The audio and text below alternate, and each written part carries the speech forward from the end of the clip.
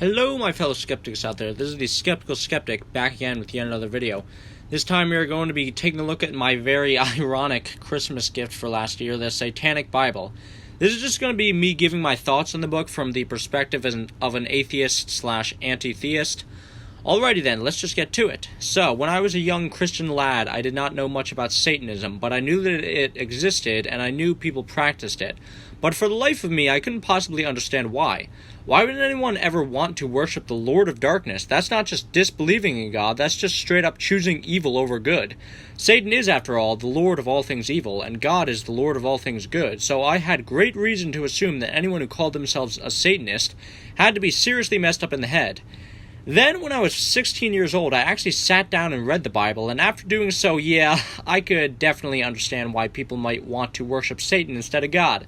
Because God was a horrible monster, doling out incredibly cruel laws and punishments for the most ridiculous of crimes, like picking up sticks on the Sabbath, and he held absolutely no regard for human life, slaughtering people en masse unnecessarily to further his own glory, including babies. I mean, seriously, it was hammered into my head over and over again in Catholic schools. Satan is evil, Satan is horrible, Satan wants to destroy you. And yet Satan barely even does anything wrong or anything period in the Bible. The worst thing he ever does is in the book of Job, where he kills all 10 of Job's children. And even this action was not entirely his own, as God specifically allowed him to do so as part of the bet the two made. So God ultimately shares responsibility for those deaths as well. And even if we are going to give Satan full credit, those 10 deaths cannot hope to compare to the rivers of blood that God is responsible for spilling, with him being responsible for over 2 million deaths in the Bible. And those are just the numbered ones. It's not counting the complete unnumbered massacres, like the world flood or the destruction of Sodom and Gomorrah.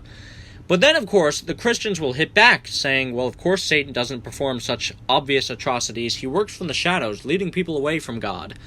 So you have a being in opposition to God, working to undermine him and free people from his iron fist using non-violent methods? Yeah, I could definitely see why people would want to worship Satan then. He seems super cool. Of course, I would come to later find out that most Satanists don't actually worship Satan and don't even believe in God. Satanism, like all religions, is varied in terms of how it is practiced. Many Satanists are basically just atheists and humanists who call themselves Satanists to symbolize how they reject the notion of worshiping God. But there are some Satanists who believe in magic stuff too. But like I said before, most Satanists don't really believe that there is this massive spiritual war going on between the forces of God and Satan, with them simply deciding to side with Satan. Though a lot of Christians seem to think they do, and that shit has real consequences. The Satanic Panic was not only completely ridiculous, but led to people being arrested and charged with crimes that they never committed due to alleged stories of satanic rituals taking place where babies were sacrificed and people were drinking the blood of children. Hell, it's not like the Satanic Panic ever really went away. You still have conspiracy theories like QAnon claiming that there is a secret plot by Satan and his followers to take over America. Some of my own relatives legitimately believe that the Democrats are a cabal of Satan-worshipping pedophiles consuming the blood of babies to make themselves more powerful. If only these kinds of people actually sat down and talked to a Satanist. I've never met one in real life, but from what I've seen, they seem like pretty cool people. My favorite branch of Satanism would have to be the Satanic Temple, an atheistic organization founded by Lucien Greaves that promotes egalitarianism, social justice, and the separation of church and state. I have an incredible amount of respect for this organization, as it has been fighting hard for important issues of liberty in the United States, like LGBTQ and abortion rights. And they are also just masters of trolling, like when they officiated a gay wedding over the grave of the mother of Fred Phelps, aka one of the worst shits to ever walk the earth. And their 7 Satanic Tenets are just the shit. I mean, I can't think of a better concise guide for living than these. I've actually sent them to people without telling them what they are, and the reaction from them after I tell them that they are the 7 Satanic Tenets, priceless. Number 1, one should strive to act with compassion and empathy towards all creatures in accordance with reason. Number 2, the struggle for justice is an ongoing and necessary pursuit that should prevail over laws and institutions. Number 3, one's body is inviolable, subject to one's own will alone. Number 4, the freedoms of others should be respected, including the freedom to offend. To willfully and unjustly encroach upon the freedoms of others is to forgo your own. Number 5, beliefs should conform to one's best scientific understanding of the world. One should take care to never distort scientific facts to fit one's own beliefs.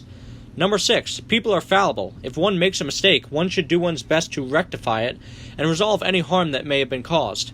Number 7. Every tenet is a guiding principle designed to inspire nobility in thought and action. The spirit of compassion, wisdom, and justice should always prevail over the written or spoken word. I don't really like the idea of associating myself with any kind of religion, which is why I don't identify as a Satanist, but I have to say that the Satanic Temple might just be the best religion out there. But of course, I'm not here to talk about the Satanic Temple. I am here to talk about the main piece of literature associated with the Church of Satan. The Satanic Bible, which was published in 1969 by the Black Pope himself, Anton LaVey. Anton LaVey was an atheist who was extremely critical of the Christian religion and thus held up Satan as the symbol of mankind's free will, and his magnum opus, the Satanic Bible, is pretty much a cross between a self-actualizing philosophy and a mockery of the church, with some mystical elements thrown in there too. So what did I actually think of this book? Well, I thought it was an okay read, to be honest. Before I actually get into its quality, I just have to say that the Satanic Bible is way easier to read than most other holy books. The first reason for that is since it was written in the 1950s, unlike something like the Bible, which was compiled about 1600 years ago, or even a more recent holy book like the Book of Mormon, the language it uses is much easier to understand. Like the Satanic Bible doesn't use ye old English or anything, and at points its writing style is actually pretty casual. The second reason the Satanic Bible is an easy read is because it's pretty short. I mean, it took me 2 months to get through the Book of Mormon, but I was able to knock out the Satanic Bible in only a few days. It's 272 pages long, but honestly the last 100 or so pages of it are mostly empty space, weirdly enough. But yeah, in addition to being easier to read, the Satanic Bible was just better and more interesting to read than most other holy books as well. So what does the Satanic Bible have to say exactly? Well, in the book's own words, it describes Satanism as a philosophy of indulgence. All the pleasures of the flesh that the religions claim to be sinful are celebrated within Satanism. It is a largely materialist philosophy, and the book does not ever claim once that Satan is an actual being in conflict with God that Satanists must worship. Throughout the book, Satan is used as a metaphor for the power and autonomy of the human spirit, which means that the book never endorses human or animal sacrifices. In fact, it explicitly condemns them. Anton LaVey actually dedicates quite a bit of this book to clearing up certain misconceptions people have about Satanism, which is probably a good thing and makes sense for the time it was written in. And I like how Anton LaVey actually gets pretty sarcastic at times, like in page 99 where LaVey jokingly goes on about all the things supposedly involved in the Black Mass ritual, saying, "If a baby can be slaughtered during the ritual, so much the better, for everyone knows this is the favorite sport of the Satanist." There's quite a bit of humor sprinkled throughout the book, which is expected for literature that's also supposed to double as a mockery of religion. Some of the passages just crack me up, like on page 88 where LaVey is going on about the hypocrisy of people who believe that animals are lesser than humans, while forgetting that humans are animals, saying, "These poor conscience-stricken fools, who have been calling themselves witches and warlocks, would sooner chop the head off of a goat or chicken in an attempt to harness its death agony than have the blasphemous bravery to masturbate in full view of the Jehovah they claim to deny." Many might not care for it, but I really like the sarcastic yet also overdramatic tone of the book quite a bit. It's just very entertaining to read. For all the centuries of shouting down the devil has received, he has never once shouted back at his detractors. He has remained the gentleman at all times, while those he supports rant and rave. He has shown himself to be a model of deportment, but now he feels that it is time to shout back. He has finally decided it is time to receive his due. Now the ponderous rule books of hypocrisy are no longer needed. In order to relearn the law of the jungle, a slim diatribe will do. Each verse is an inferno. Each word is a tongue of fire. The flames of hell burn and purify. Read on and learn the law. But what about the actual content of the book? I think one passage from the introduction to the book by Magus Peter H. Gilmore describes this book and who might enjoy it pretty well. The philosophy presented in it is an integrated whole, not a smorgasbord from which one can pick and choose. It is meant for only a select few who are Epicurean, pragmatic, worldly, atheistic, fiercely individualistic, materialistic, rational, and darkly poetic. There may be fellow travelers, atheists, misanthropes, humanists, freethinkers, who see only a partial reflection of themselves in this showstone. Satanism may thus attract these types in some ways, but ultimately it is not for them. And that's pretty much how I feel. The Satanic Bible has some things in it that I agree with and other things that I don't. And at the end, I'm not really drawn to the aesthetic and psychodramatic elements of it. So I'm not a Satanist and not a huge fan of LaVeyan Satanism. Firstly, why don't we look at the 9 satanic statements laid out in the beginning of the book? 1. Satan represents indulgence instead of abstinence. 2. Satan represents vital existence instead of spiritual pipe dreams. 3. Satan represents undefiled wisdom rather than hypocritical self-deceit. 4. Satan represents kindness to those who deserve it rather than love wasted on ingrates. 5. Satan represents vengeance instead of turning the other cheek. 6. Satan represents responsibility to the responsible instead of concern for psychic vampires. 7. Satan represents man as just another animal, sometimes better, more often worse than those that walk on all fours, who because of his divine spiritual intellectual development has become the most vicious animal of all. 8. Satan represents all of the so-called sins as they all lead to physical, mental, or emotional gratification. 9. Satan has been the best friend the church has ever had, as he has kept the church in business all these years. Getting a little cheeky with that last one. Like I said, this book is pretty sarcastic. So you can see very clearly that the statements are intentionally directly opposed to the tenets of Christianity. And while I think it's hard to deny that the 7 satanic tenets are much better, I mostly think that what the statements say about reality versus deceit makes sense. But you can also pick up from the statements that LaVeyan's Satanism is about much more than skepticism.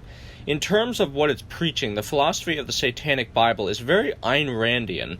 In fact, the introduction by Magus Peter H. Gilmore specifically mentions Rand as a major influence for Anton LaVey. He states in the introduction that LaVey's ultimate heresy was to reject the rhetoric of the masses that all men are created equal. And yeah, that's not really what my own personal philosophy is all about. I'm all about equality and the kind of every man for himself, rugged individualism society of inequality that is described in the book itself does not appeal to me. I think that cooperation in a society for the greater good is a more intelligent way of thinking. I mean, the book literally says, death to the weak, wealth to the strong. It's definitely possible LaVey was just being hyperbolic, which, LaVey is often hyperbolic in the book, but it's still a pretty ugly sentiment. The book also endorses righteous anger, hatred, and vengeance against one's enemies, if justified anyway, rejecting Jesus' message of peace and nonviolence, and turning the other cheek. And yeah, I'm not really about that either. I mean, the reason why I despise the Old Testament so much is because it clings to a brutalistic, vengeful, eye for an eye, might makes right ideology. I mean, it's way worse than what is portrayed in the Satanic Bible. Anton LaVey never says to slaughter the entire population of a town and take the little girls as sex slaves because the women in it led people away from God. But I would say I'm closer to Jesus' philosophy of love and peace than LaVey's philosophy of an eye for an eye. Anton LaVey rejects the golden rule of do unto others as you would have them do unto you and replaces it with do unto others as they do unto you. He justifies this by saying that you can't love everyone, so your love is truer if you only give it to people who deserve it. I think that while you certainly don't have to love everyone, hatred is not a very practical emotion, and you should always keep in mind that the people who are the object of your ire are still people like you with their own experiences that you don't know about. But LaVey is not concerned about such things. He is very concerned, though, about what he calls psychic vampires, which he spends an entire chapter talking about. People who do favors for you, expecting favors to be done for them in return. And yeah, I guess someone doing something for you doesn't necessitate you doing something for them, and I've certainly got annoyed at people who expect something from me because they did something for me, even though I didn't ask them to. But it does kind of contradict LaVey's golden rule of do unto others as they do unto you, doesn't it? The way Anton LaVey talks about certain individuals in society as undeserving stains that cry out to be removed and as human cancer undoing the fabric of society is pretty damn uncomfortable and can be interpreted as him saying that certain individuals should be killed because they don't contribute anything but misery. Like, he literally says that you should rejoice when people you don't like die. I think my biggest problem with the philosophy endorsed in this book is how it doesn't really express any concern for the things that are happening outside of oneself and one's loved ones. The book is fiercely individualistic, and to be clear, self-care and self-preservation are not bad things. I certainly don't believe that a person should live their life dedicated to pleasing a non-existent deity, but I'm a humanist. I believe that the prosperity and well-being of the human race as a whole is more important than the individual. But LaVey certainly doesn't. He says that dedicating your life to a cause is complete folly. Okay, I guess Martin Luther King Jr. was an idiot for fighting for the rights of black people, according to him. There are major problems facing the human species, most of them caused by our short-sightedness and selfishness, and the Satanic Bible is so hyper-focused on how a person should live for themselves that it completely disregards how a person should contribute to society at large. Granted, global issues like climate change were not nearly as dire when LaVey was writing the book, but it's still a major problem I have with his writing. Another thing I'm not a huge fan of in the book is, as I mentioned before, the magic shit. The preface of this book states, "Herein you will find truth and fantasy. Each is necessary for the other to exist, but each must be recognized for what it is." Anton LaVey is of the idea that, while not believing in God, it is better to implement actual rituals and fantasy into one's philosophy because it makes it more exciting. I mean, if you're into that, sure, but I just don't see the point. I mean, I like consuming fiction, but why should fiction have any bearing on one's philosophy of life? Does a person live their life based on the characters of Harry Potter? That's ridiculous. That's what I didn't like about Christianity, along with all the rituals, which there are also plenty of in the Satanic Bible, which I couldn't give a crap about. Anton LaVey says that a person is able to use magic to attain their goals, and that harnessing the powers of darkness to their full extent requires giving in to the powers of darkness, unlike the so-called hypocritical white magicians.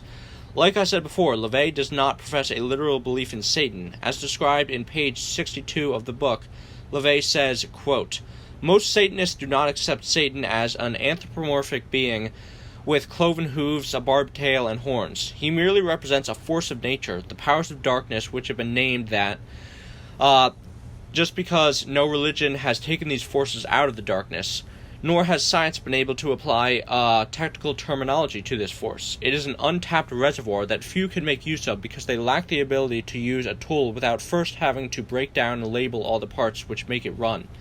It is this incessant need to analyze which prohibits most people from taking advantage of this many-faceted key to the unknown, which the Satanist chooses to call Satan."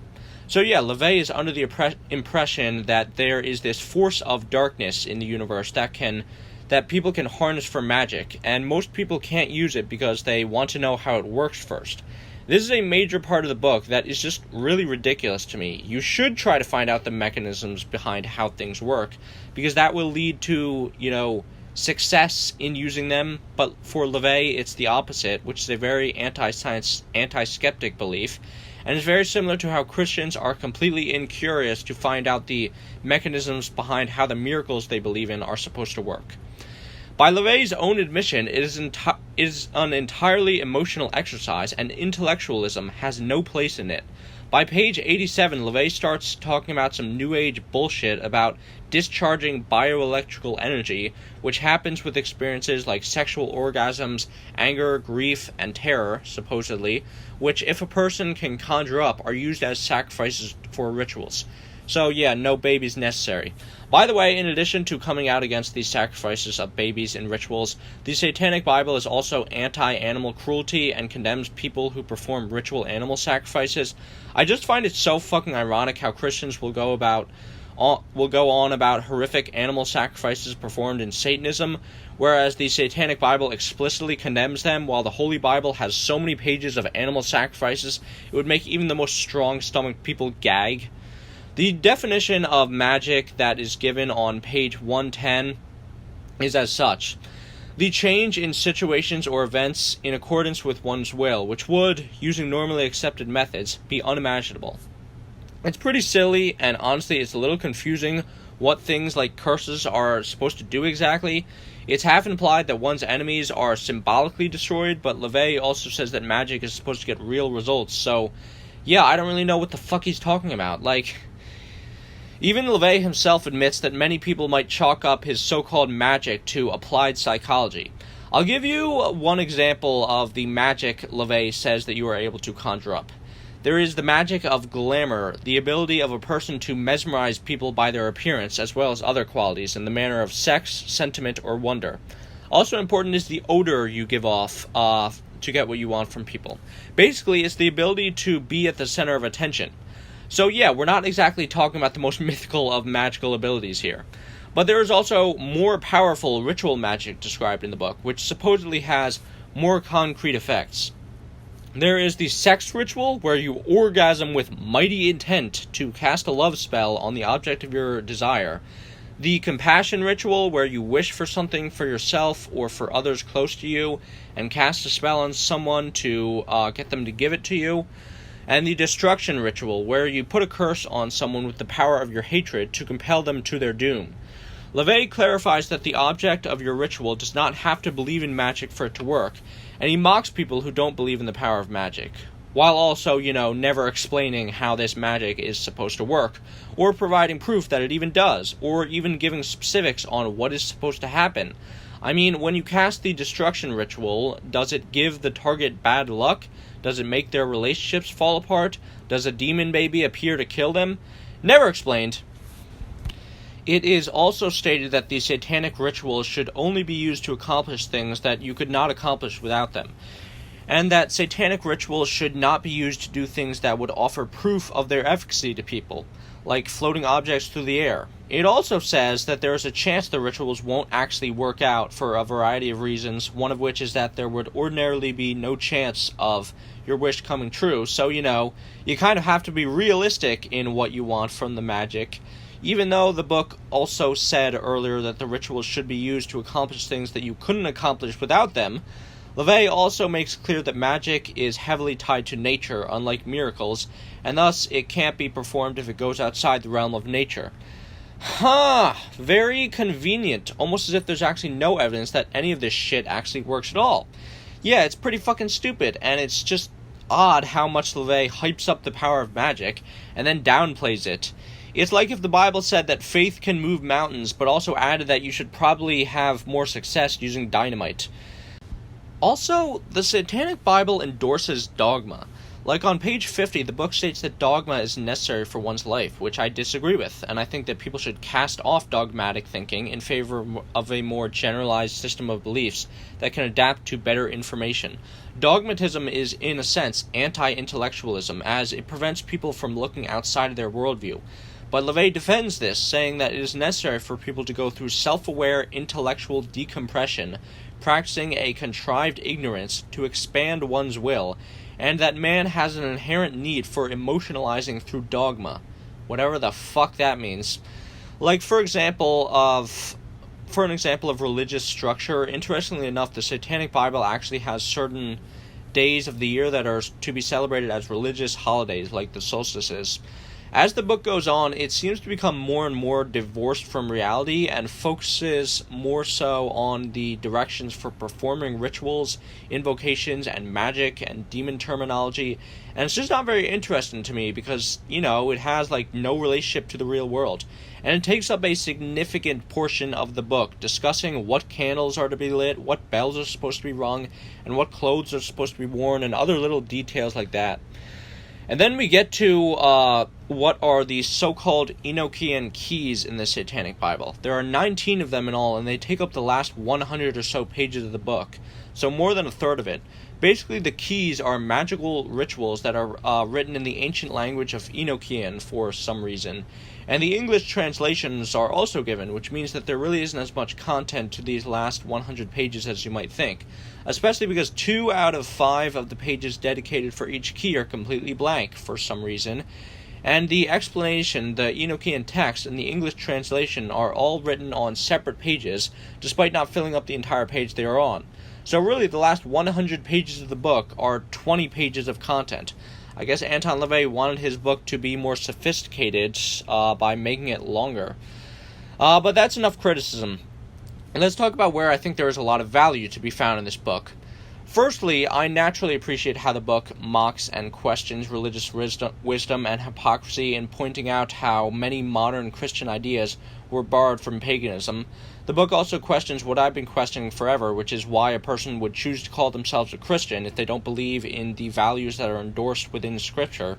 It has a lot of biting criticisms about the grand deception of religious faiths, pointing out things like how the force which permeates and balances the universe is far too impersonal to care about the feelings of mere mortals on a tiny planet like Earth. It also has a lot of scathing criticisms against witchcraft groups and stuff like that, and I don't really know too much about Wicca or white magicians or pagan groups, so I can't really comment too much on that, to be honest.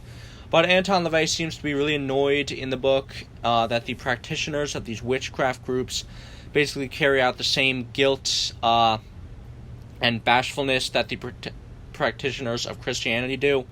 The book encourages skepticism and critical thinking rather than blind obedience, and it has some pretty interesting commentary on what humanity's creation of God says about themselves, with God largely being a byproduct of people's desires, yet also what man fears about himself, which is why he is taken with a fear of God.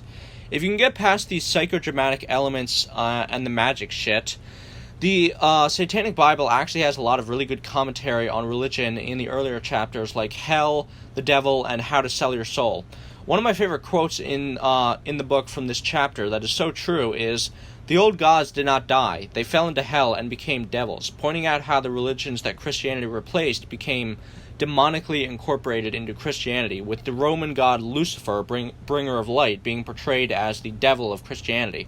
It is definitely quite fitting that the spirit of enlightenment is supposedly God's mortal enemy in Christianity. The book tells its readers to take their fate into their own hands and better themselves with their own efforts rather than praying, and to live their lives to the fullest because there is no afterlife, which I can definitely get behind. The book tells people to be glad that they are alive, even if they don't have some ultimate purpose intended for their lives, and I think the book at points could be really encouraging for people who face low self-esteem. The Satanic Bible also unabashedly endorses the 7 deadly sins.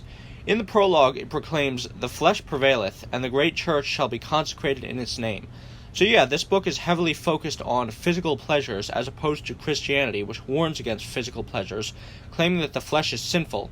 Christianity preaches a message of self-denial, fasting, not having sex until you're married, and on this point I most definitely agree with the Satanic Bible. I think that the idea that suffering is good is ridiculous. Suffering is bad. Pleasure is good. And just because something makes you feel good doesn't mean it's automatically bad for you, even though, of course, anything in excess certainly can be bad for you. I particularly found the book's writings about sexual gratification to be quite cathartic. I felt tons of guilt when I was younger over the fact that I had sexual urges, and I looked at sexually explicit materials and I masturbated because I was taught in Catholic school that was sinful. But I wasn't actually doing anything wrong or harming myself, and I despise how Christianity has people feeling guilty over behaviors that are completely normal and natural. And Anton LaVey seems to agree with me.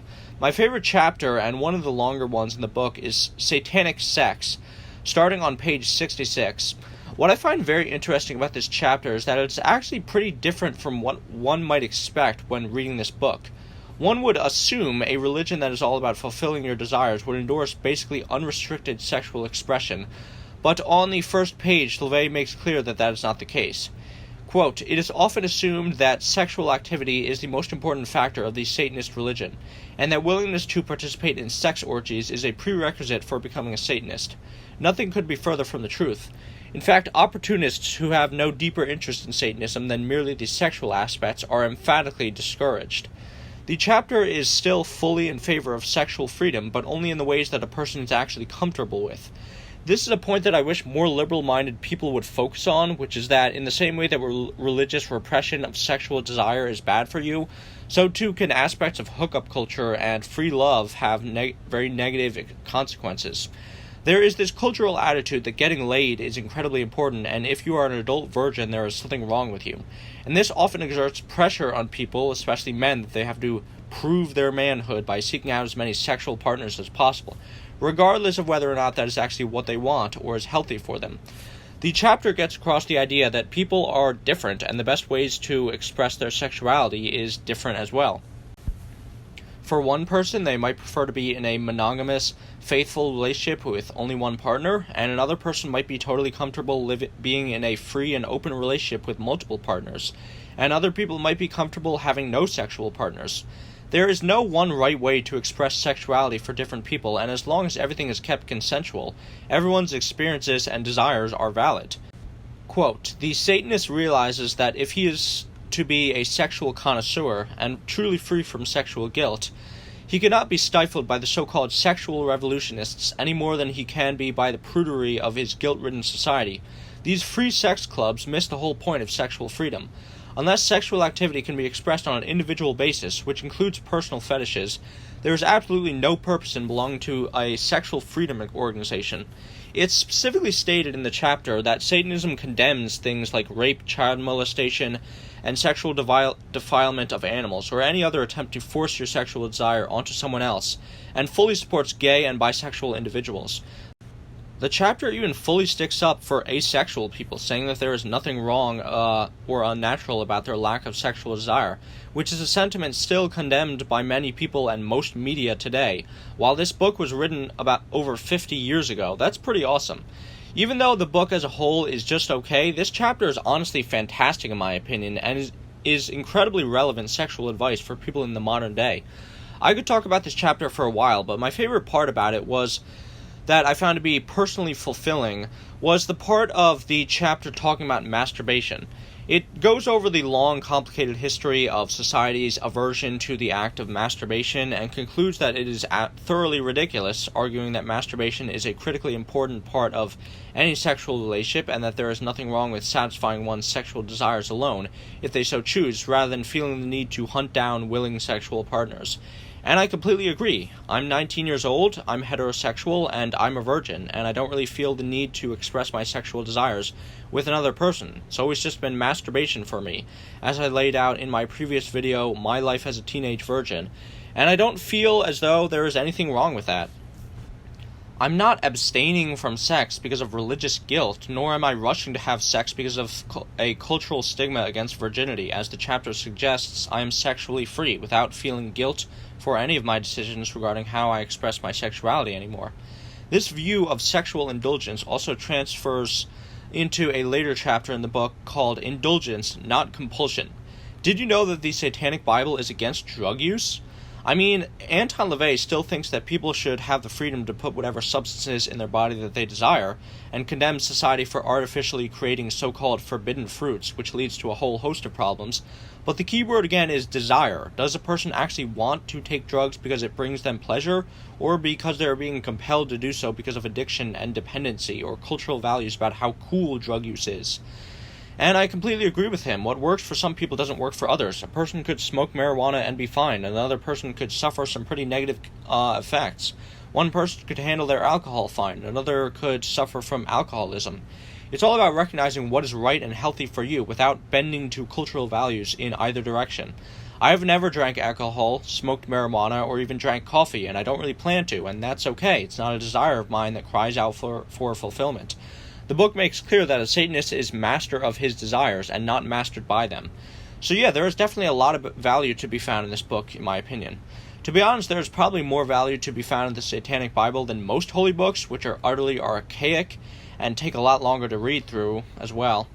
But there are still a lot of things I didn't like about it.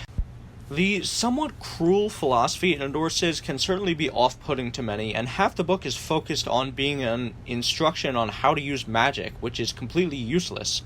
I think it was an interesting and short read, and would definitely recommend it to anyone who wants to learn about the origins of the satanic religion. But yeah, I wasn't the biggest fan of it, and I really wouldn't say it's a must-read or anything. This has been The Skeptical Skeptic. Please be sure to like, share, comment, subscribe, and as always remember, be compassionate, be understanding, but most importantly, never stop questioning. Bye.